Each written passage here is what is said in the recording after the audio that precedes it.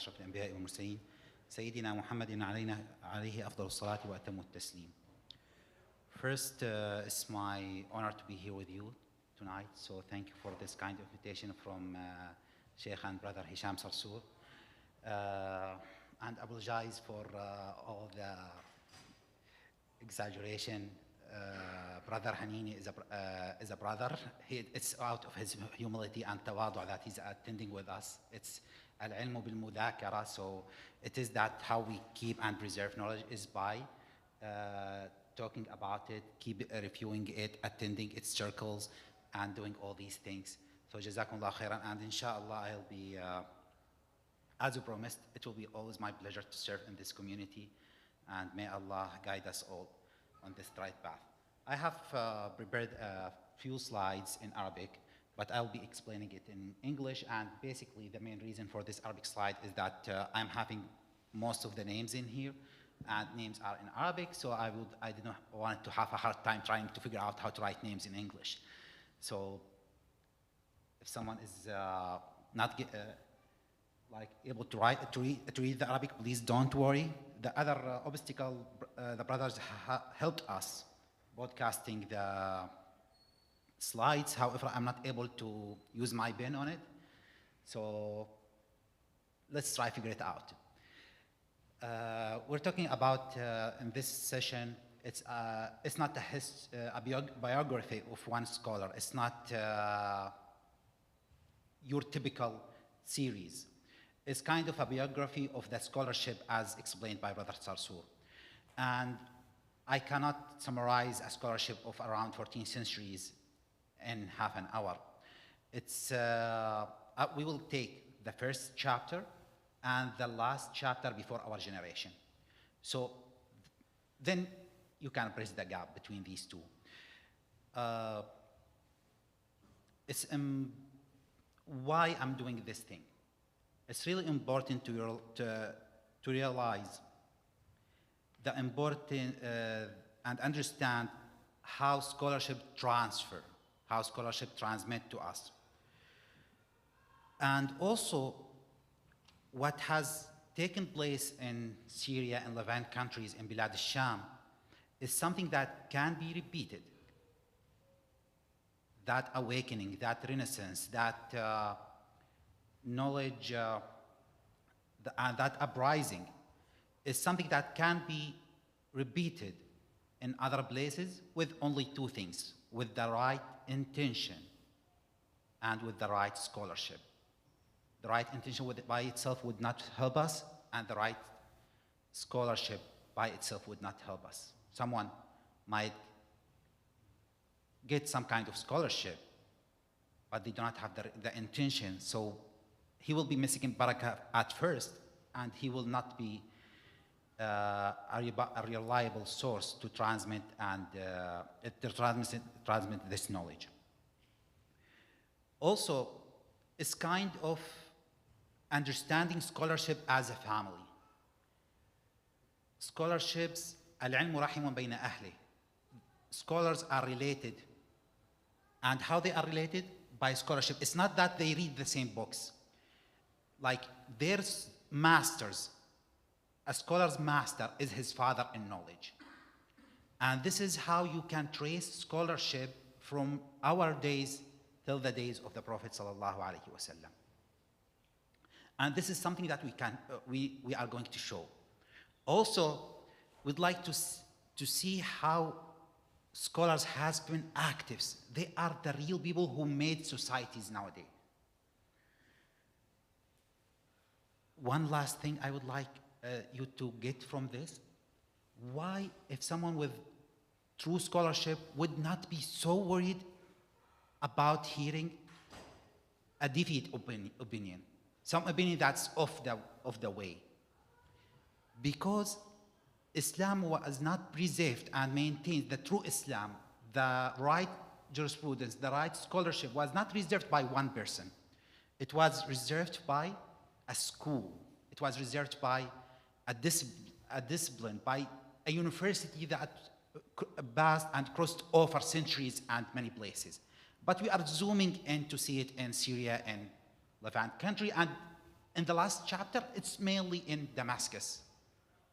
I'm not even connecting this scholarship in Damascus to how it's related to Homs, Aleppo, and that all of that. If it was another place, we can get you there. This knowledge is not something that you can read in books. It's something that come accumulated through living with scholars, hearing from them, hearing their stories, knowing their life, and reading maybe in some of the tarajim if you're talking about generations before. So let's start with the early generations of jurists. When jurist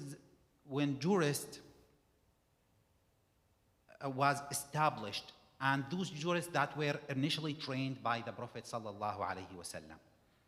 I'm not going into usul, into fiqh. I'm just talking from a historical perspective here. So the first generation of scholars were amongst the Prophet, were in the presence of the Prophet sallallahu alaihi wasallam, and it was some of the companions. So the most knowledgeable companions were the four Khulafa al-Rashidun, the four caliphs, al-Khulafa al-Arba'a. Then also Sayyidina Rasulullah sallallahu alaihi wasallam pinpointed some of his companions radiyallahu anhum, and directed Sahaba in his time to seek knowledge from. So he said, أعلمهم بالحلال والحرام Mu'adh ibn Jabal, for example. So the best one to ask about halal and haram is Sayyidina Mu'adh bin Jabal. Sayyidina Rasulullah sallallahu alaihi wasallam has sent Mu'adh to Yemen to teach. And Sayyidina Umar Khattab sent Mu'adh to Bilad al-Sham and Humus, amongst other Sahaba that we are going to mention, to teach there as well, amongst other Sahaba. So it was in the presence of Sayyidina Rasulullah sallallahu alayhi wasallam, there were about 10 of the Sahaba who had issued fatwa, but not more. Amongst the Sahaba, there were only 3 schools of jurisprudence, of fiqh. It wasn't that every Sahabi has his own school. Ali ibn al-Madini, a contemporary of Imam Ahmad, and one of the shuyukh and masters of Imam Bukhari, said that amongst the ashab of Sayyidina Muhammad sallallahu alaihi wasallam, there was only 3 companions that were followed, that people used to take them as a madhab and follow their opinion on. Who are these Sahaba? Sayyidina Zayd bin Thabit in Medina, Sayyidina Abdullah ibn Mas'ud in Kufa, Sayyidina Abdullah ibn Abbas in Mecca. So there were schools of jurisprudence amongst those who learned from the Prophet, who the Prophet sallallahu alaihi wasallam taught. And this is how we understand that although that we have around 114 Sahabi, although that we have about 1,800 Sahabi who transmitted narrations to us, it's only around 130 Sahabi who had issued a single fatwa at least. If it's about those who used to issue fatwa, it's only 7. It was about some people who more frequently, but they have more than 3 fatwas. Those people who have more than 3 fatwa, it will be only about 20 Sahabi. So this is we can understand how this thing was preserved.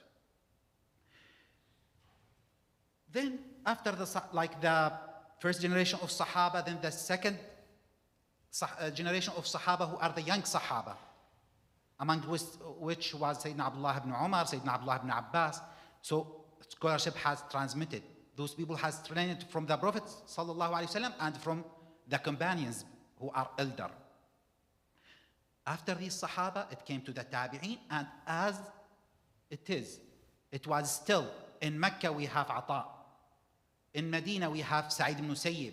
In Sham we have Makhul. So that there was that Sahabi or that scholar who was authorized by the Sahaba before him and told the others, if I am missed, then this is the one who you ask. And it was a companionship that lasted maybe 20 years with some of them. And this is how it moved in until we came to have the fourth school of jurisprudence. Bilad al-Sham was first following al-Awza'i madhab. But then, in the 3rd centuries, Shafi'i madhab got a dominant position, and the four madhab in general dominated all other schools within it. It kind of got it inclusive in it. And the other school were not able to preserve themselves, but to present themselves as a standalone madhab. They were included within the four school. So I will go here more, it's just to show in more detail that when Sayyidina Umar ibn Khattab was a Khalifa, Yazid ibn Abi Sufyan, who used to be the wali of Bilad al-Sham, wrote to him that people the population has been growing and we need help. We need some people some Sahaba, some scholars to teach. Then he elected 3 of the Sahaba, Sayyidina Mu'adh ibn Jabal, Sayyidina Abu Darda, Sayyidina Ubadah ibn Samit radiyallahu anhum. So we know that Sayyidina Mu'adh ibn Jabal was the most knowledgeable of the Sahaba, that Rasulullah sallallahu alaihi wasallam told, you go to him and ask him for halal and haram. And Sayyidina Mu'adh ibn Jabal, as narrated in different narrations, he used to sit in Homs Mosque, which our scholars say it's the great mosque of Homs, the Masjid al-Kabir fi Homs. And he had about 17 of Ahl Badr with him, and other companions, other tabi'in who used to sit and learn the fiqh from him. Sayyidina Abu Darda radiyallahu an also established the Maqra'a of Bilad al-Sham, the school that taught the recitation of the Quran. He used to have people amongst him distributed into groups of 10, and each 10 they have one arif, they call him arif, someone who's responsible about these 10s. And then amongst these people, if you know Abu ibn Amir, one of the Qurra al-Sab'a, he was a arif for one of these groups, and he was the Khalifa, or who Abu Darda authorized to be his successor. So this is how knowledge has transferred on all the field of Islamic knowledge. Then this is here, it's just showing how the four schools, Imam Abu Hanifa, Imam Malik, Imam Shafi'i, Imam Ahmad, it's kind of showing some of the picture, how they are related to each other, and how they are traced back to the 3 madhahibs that were present in the early days of Islam amongst the Sahaba. If you see on the top, we have Sayyidina Abdullah bin Mas'ud. In the middle, we have Sayyidina Zayd bin Thabit, the jurisprudence school in Medina. And lastly, we have Sayyidina Abdullah bin Abbas school in Mecca. And this is how these four, these school came down to be in the four madhahib. This is how we understand that why it's so special that we have these madhahib. It is the connected chain of authorities that transmitted the knowledge. Every scholar has transmitted the knowledge to the next, and amongst his student, he authorized only few to be a successor, to be authorized to carry the knowledge and get it in. So we know right now, yes, someone might seek knowledge on YouTube, by reading books, but that's good for himself, but he would not be a reliable source of transmitting knowledge by getting knowledge through these channels. It is by companionship with the scholarship who was authorized by his master going forward. Now, that was a snapshot on the early days of Bilad al-Sham. I didn't go in details and how Bilad al-Sham moved from al-Awza'i madhab with Abu Zar' al-Thaqafi to al-Imam al-Shafi'i madhab.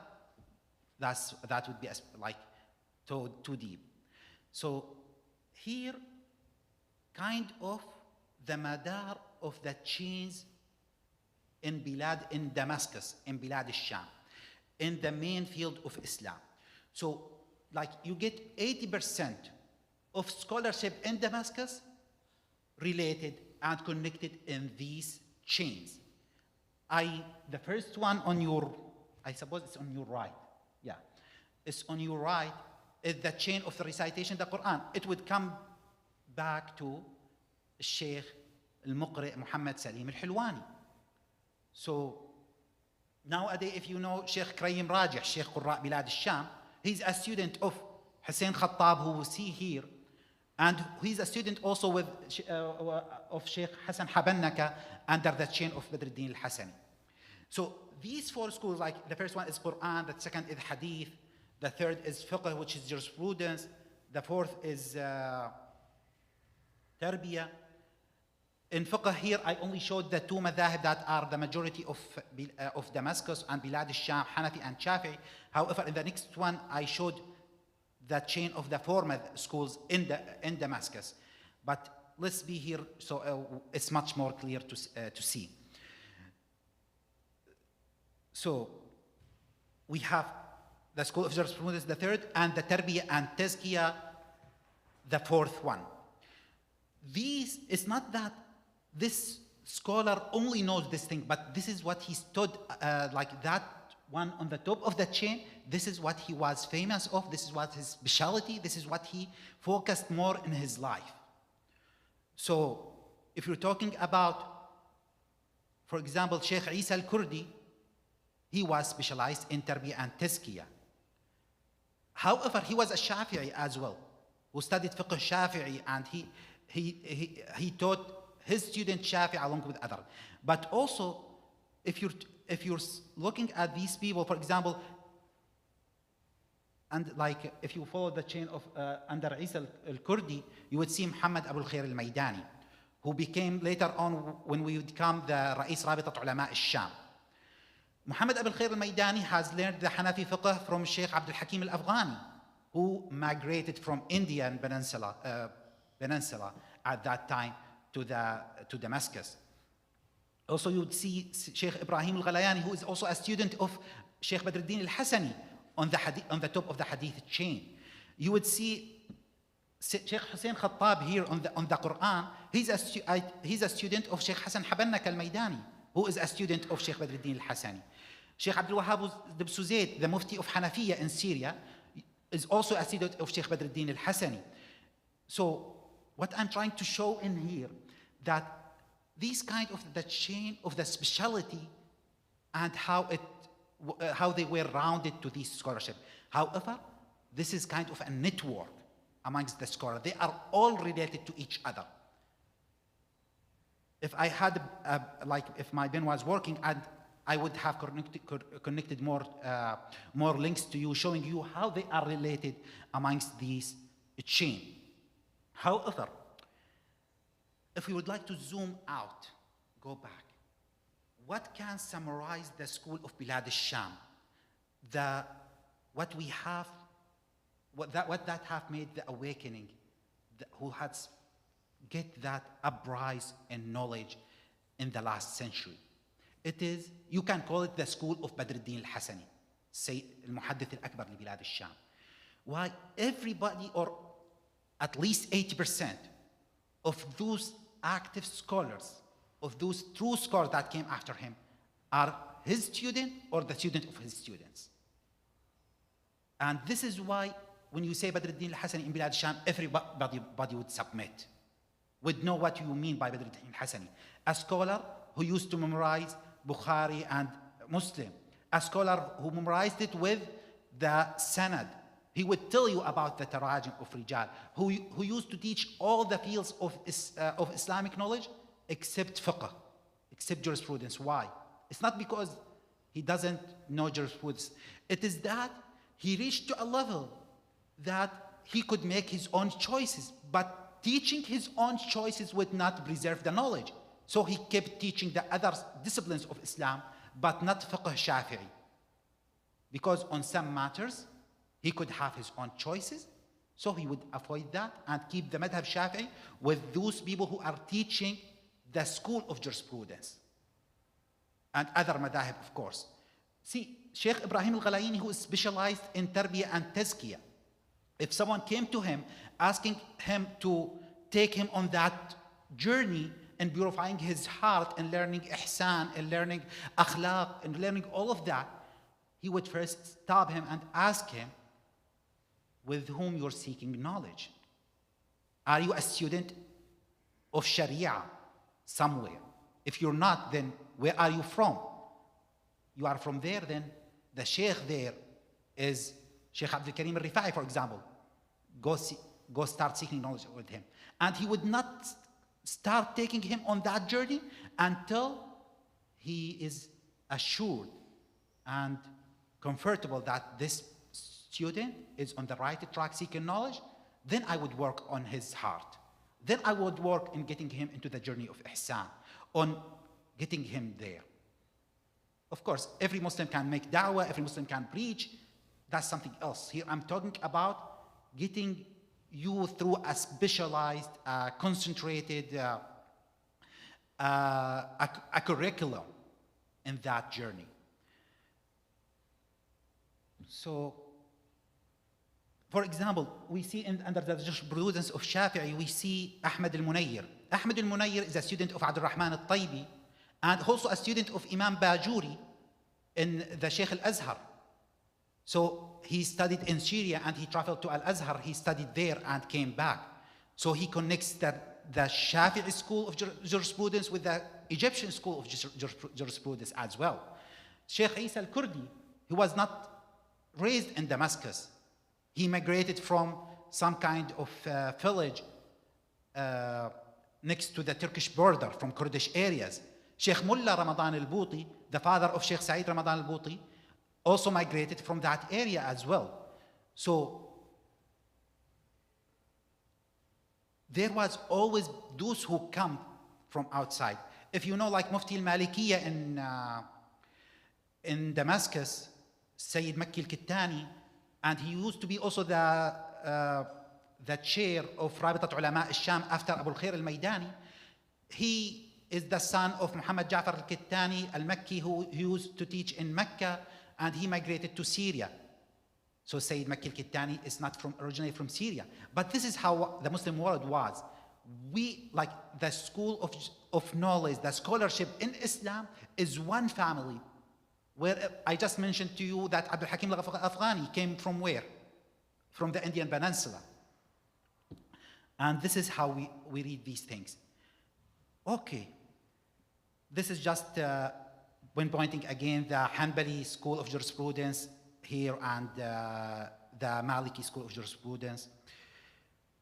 Of course, it doesn't mean that the four madahib, like Bilad al-Sham was with the Awza'i school until Abu Zar al-Thaqafi came in around 300 Hijri, after Hijrah. Then when Dahir Bebars came, he established 4 jurists in Damascus. So he established jurisdiction authorities for all school of jurisprudence in the 7th Hijri century. So it's been the 4 madahib in Damascus at least 800 years so far. And it's connected. If you get a scholar nowadays who have studied in Syria, you can trace his scholarship back to any of the 4 madahib, to Imam Shafi'i, Imam Abu Hanifa, Imam Malik, and so forth. So, if we are having a scholar that could have a deviant opinion, something that's wrong, some opinion that's not trustworthy, it's not a big deal, because this deen is maintained with this kind of scholarship. So, I'm zooming out again, getting back to Sheikh Badruddin al-Hasani. In 1937,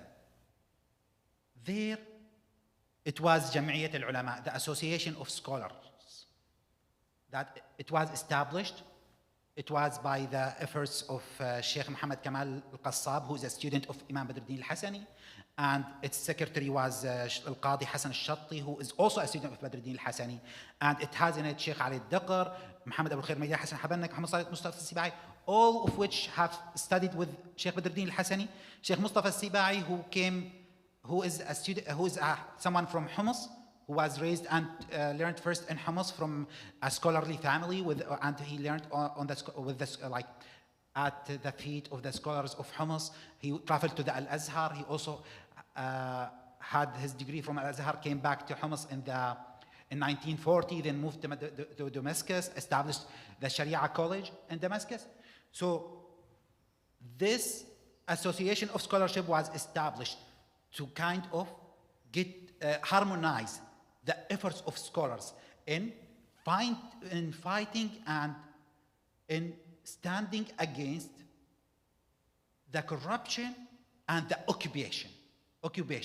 The leaders of the resistance and the revolution against the French occupation were not some nationalists, were the student of Imam Badruddin Al-Hasani, who used to manage the revolution through masajid. And this is something that was rewritten in some school books, not the right way. So then, after the French occupation and with the death of Sheikh Muhammad Kamal Qassab, it kind of progressed, and they established Rabitat al-Ulama fi Sham.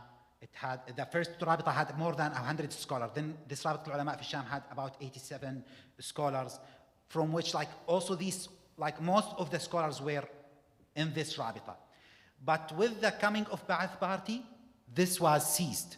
So as it was seized, scholars moved in by establishing smaller associations, smaller hubs for their efforts. So here we come to see another picture.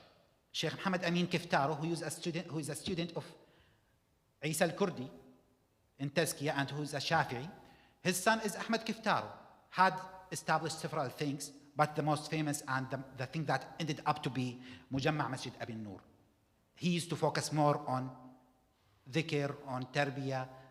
He had basic teaching, like in the mosque, related to Shafi'i and other things.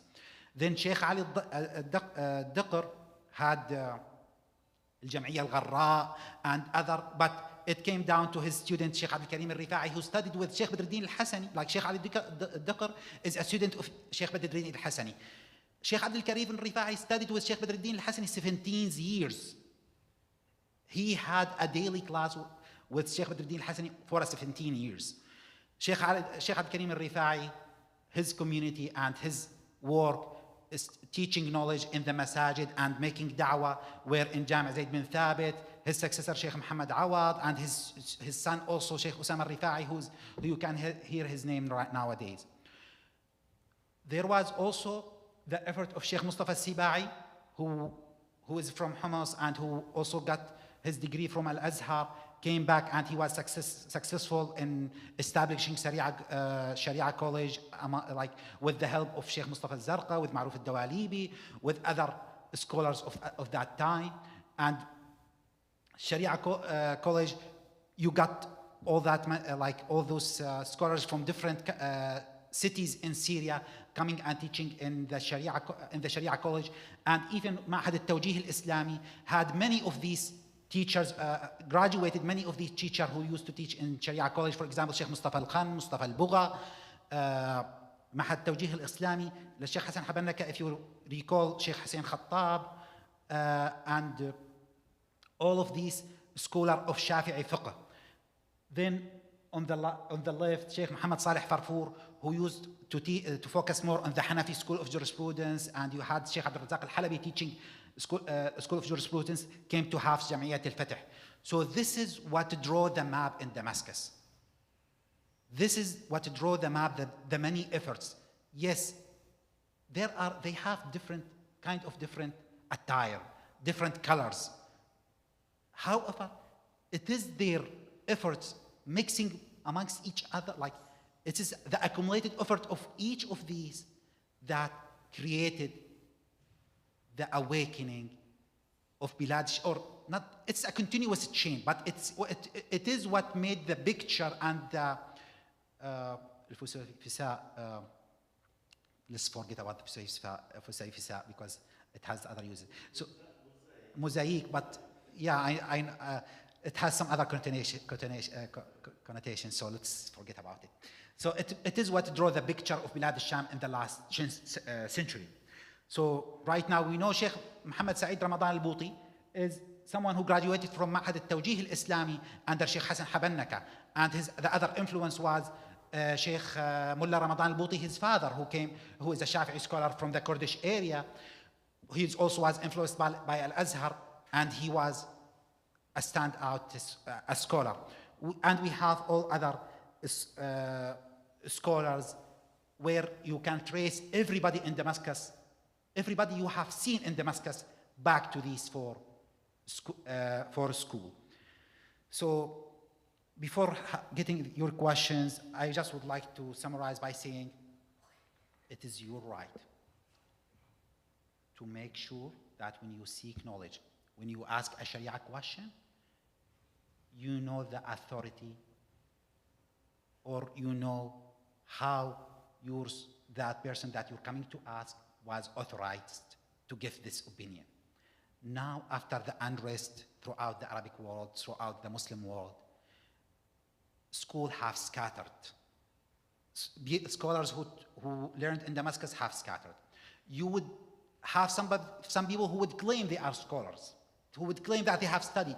Yes, some people might have studied something, but they were not authorized to give fatwa.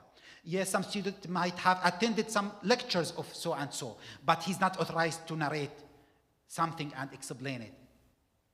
It's because of what we have in our situation in these minority communities that we don't have the preservation of scholarship, that nobody can stand out unless he's authorized. Otherwise, he would be knocked down. He would be criticized. He will be a deviant who nobody would look at him. Here, anybody can claim knowledge. So it is now your role to watch this thing, to preserve the scholarship in your community by tracing back everybody you have to where they got their scholarship from. Did they graduate? Were they authorized? Or they are someone who just attended something? Or they are just someone who will have learned through YouTube? I'm not talking about, or reading books. I'm not talking about listening to nasiha. You take nasiha from everybody. I'm talking about getting to know and learn your deen, getting to know what's halal, what's haram, getting to recite Quran the right way, getting to narrate hadith and deal with hadith the right way. This is what is more important. Jazakumullahu khairan, and I try to make it as short as possible, leaving some time to your questions, and here it is with Sheikh Hisham Sarsour. Barakallahu feekum.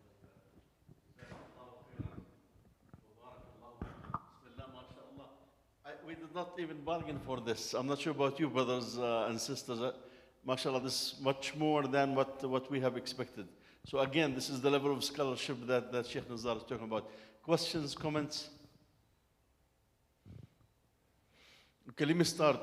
You know, I think in the US we are orphans, Sheikh Nazar.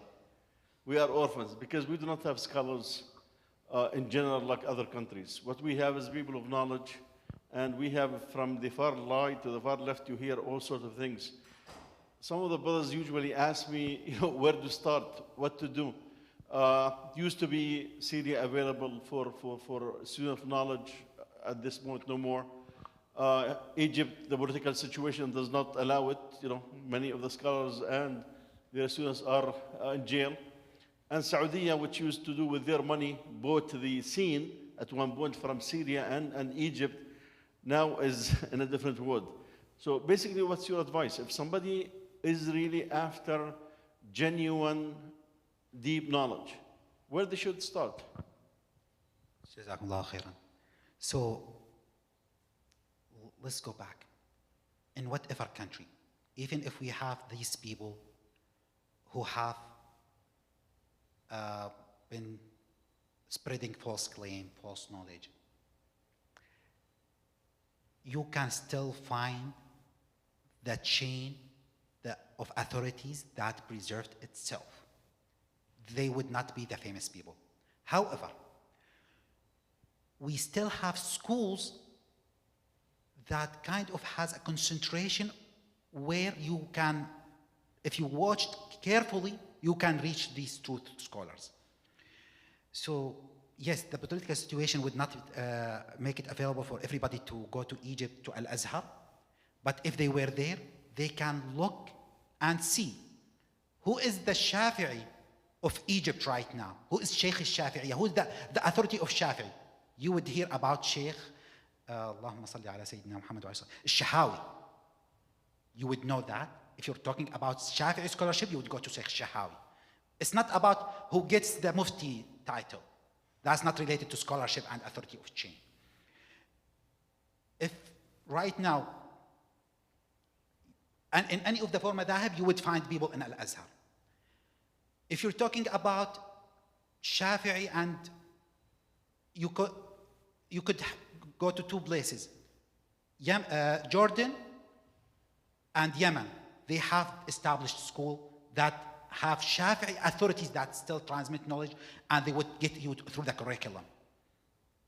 If you're talking about Maliki, you of course go to Morocco. You would not be hesitant about it. If you're talking about Hanbali, you don't have a country that's specific, but you would go either seek it through, for example, Al-Azhar, or you would go to specific people like Sheikh Adnan al-Naham in Kuwait, who studied with Sheikh Ibn Jarrah in Kuwait. And Sheikh Ibn Jarrah is is someone who is a Hanbali authority scholarship who transmitted knowledge, and you can trace his Hanbali scholarship back. Or you could go to Sheikh Salih al-Asmari in Saudi Arabia. So you still, if you looked at like, I want someone who was authorized in one school of jurisprudence with a connected chain of authorship. These people, you can find them in most of the countries. If you're talking about Hanafi madhab, of course you've got the Indian Peninsula with many scholars of the Hanbali madhab, but you would still find it in Syria and Turkey as well. So many of the Syrian scholars right now are in Turkey. Whether Shafi'i, for example, you have Sheikh Muhammad Shaqir.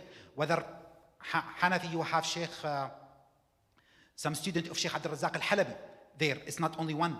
So yes, you can, if you are a student who would like to devote himself, travel somewhere, yes, you can go to Al-Azhar if you can make it, but you need to look carefully to where you sit. You can go to Yemen, you can go to Jordan, you can make it in Turkey, but it's not an official school, university where you get a university degree. If you're looking for a university degree, take it from wherever you want. I got a degree in comparative jurisprudence. But what makes you a scholar is not what you study in universities.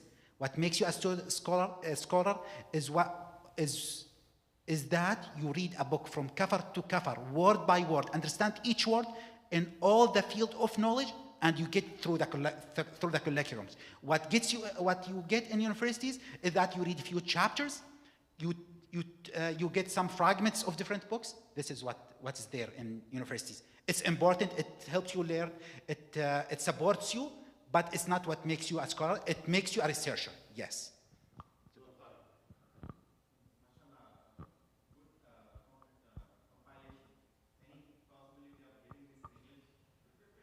I will, inshallah, that was my mind, inshallah. I will try, when he said that to me, inshallah, we post it on the website in Arabic after his permission, and I'll find someone, inshallah, who will be, I'm looking at Hassan Baroch and Najis Sarsour will help me.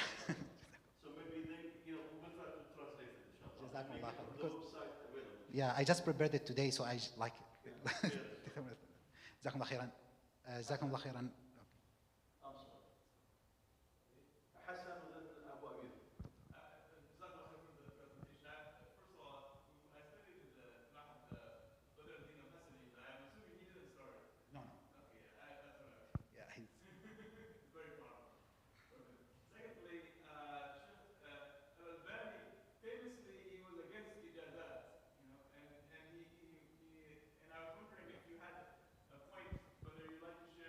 Yeah. Yeah, I'm not talking about ijazat here in the well-known, in the most famous term that you hear around. You get a scholar, you meet him, you take ijazah from him and walk away. I'm talking about academic ijazat, or not, it's not called academic, traditional ijazat, where, for example, you would have in the ijazah, you would have this person has seeked knowledge and he has read with me books, amongst which is 1, 2, 3, 4, 5, 6. For example, he would mention, and now I authorize him in teaching jurisprudence. The other ijazat is for barakah, that's not knowledge. For example, even in hadith, it's like barakah is for barakah. It doesn't give you knowledge. If you got an ijazah, it doesn't give you knowledge. But it is, for example, when you sit with a scholar and you study Muwatta al-Imam Malik from kafar to kafar, with the explanation of the jurisprudence, with the explanation of the rijal and the authorities that transmitted it. This is what I'm talking about. This is knowledge. The other is not knowledge. It's like that's now for barakah. But the ijazah I'm talking about is the authorization for that person to be like to teach and to give fatwa, to give opinion, to be a reliable source for transmitting the knowledge in which he is. For example, Quran, ijazah in hafs. It could be an ijazah of hafs, but without the permission to teach. It could be an ijazah in hafs with the permission to teach hafs. If someone has an ijazah in hafs recitation, narration, it doesn't mean that he can give any ruling in fiqh. If someone has an ijazah in, for example, I have many ijazat, not many, I have few ijazat in hadith. But am I at a level where I am authorized to teach advanced hadith? No, I'm specialized in fiqh, in Shafi'i fiqh. It doesn't mean that I did not. I sat and studied with Sheikh Hamad Hassan Hito, Muwatta al-Imam Malik, for more than, from 2006 to 2008. We finished it, explaining it word by word with all of that. But that doesn't make me a scholar of hadith. It doesn't mean that I'm authorized to teach advanced hadith. I can teach the basics. I got I got through the curriculum, but I did not get to a level where I'm authorized to be a teacher, like a teacher of advanced hadith. So this is how you respect yourself. You know that even if you get the ijazah in Shafi'i, you know your position. You know how ignorant you are against those people who you have studied their books. So I'm talking about that kind of thing. Jazakumullah khairan.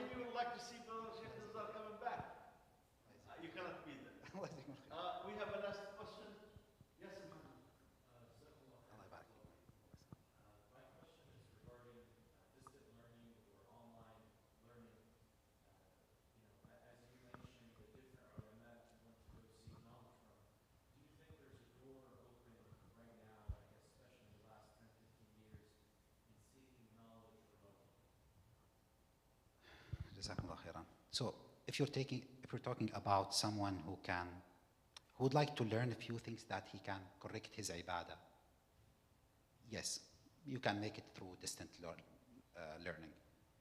But if you want to establish yourself on the road of scholarship, that shall not happen, or may not, could not happen, no matter what they said. Sayyidina Rasulullah sallallahu alaihi wasallam, not everybody who was a mu'min during the time of Sayyidina Rasulullah sallallahu alaihi wasallam was a Sahabi. Some people, they would say Tabi'i Mukhadram, who was alive and Baligh, Aqil, Rashid during the time of the Prophet. But he did not meet the Prophet. So he was not Sahabi, he was not authorized to narrate from the Rasulullah sallallahu alaihi wasallam directly. So it's only those that met Rasulullah sallallahu alaihi wasallam, heard from him, got the sir, which is بل هو آيات بينات في صدور الذين آمنوا. So knowledge is something in the heart of those believers who, when they sat and learned, Abu Jahl met Sayyidina Rasulullah sallallahu alaihi wasallam, but he did not get the sir of Sayyidina Rasulullah sallallahu alaihi wasallam. It is someone who believed in Sayyidina Rasulullah sallallahu alaihi wasallam, sat with him, got the knowledge and the sir from the heart of Sayyidina Rasulullah sallallahu alaihi wasallam to his heart. And this cannot happen through YouTube and whatever, because knowledge is not about the piece of information you take. It's how you understand that piece. It's how you understand how you use that piece, how you transmit that piece. And that can only happen in sitting down with a scholar. So yes, you can learn the basic ahkam, learn a few information, but if you would like to go through scholarship where you can become a reliable source of information, that needs to be face-to-face. Listening to YouTube is the same as wijada in ilm al-hadith. It's the same as reading a book. It's not about sitting with a scholar until that scholar is assured that he can authorize you, which is giving you the authority, praying that you would be guided by Allah subhanahu wa ta'ala to transmit the knowledge as he transmitted to you. Jazakumullah khairan. Barakallah fik. By the way, I just realized that I am from the school of Sheikh Al-Bouti. I'm a student of Sheikh Bassam Jarrar, who's with the theory of 2022, which did not work. But I realize I have connection these days. How many of you would be interested in having a regular ilm circle and willing to put the time for it on a weekly basis? Invest the time on a weekly basis. You see, that's what the Sheikh is, huh? No, we are talking about in person. I want to just deliver a point. That time is of essence. You cannot come and say, I want to seek knowledge when the bulk of your time and the bulk of your heart is not in it. So, we can have tamanni, we can have wishes. But when it comes to the reality, we cannot have the two hearts in this regard. So I think what we learn from the Sheikh is really, when it comes to genuine scholarship, there's a devotion that's, my father-in-law, Allah yarhamu, he is a graduate of Al-Azhar. He used to tell me the mountains of ilm Al-Azhar is not the names that you hear in the media. It's those people that nobody knows. Nobody knows. May Allah subhanahu wa ta'ala bless our Sheikh, inshallah, and he will be, inshallah, coming back. جزاكم الله خير وبارك الله فيكم سبحانك اللهم وبحمدك نشهد أن لا إله إلا أنت نستغفرك ونتوب إليك. If somebody wants to help with the translation of this, if the Sheikh is okay with it, please talk to me. At least, as I said, I have two people in mind, but if you are willing to help,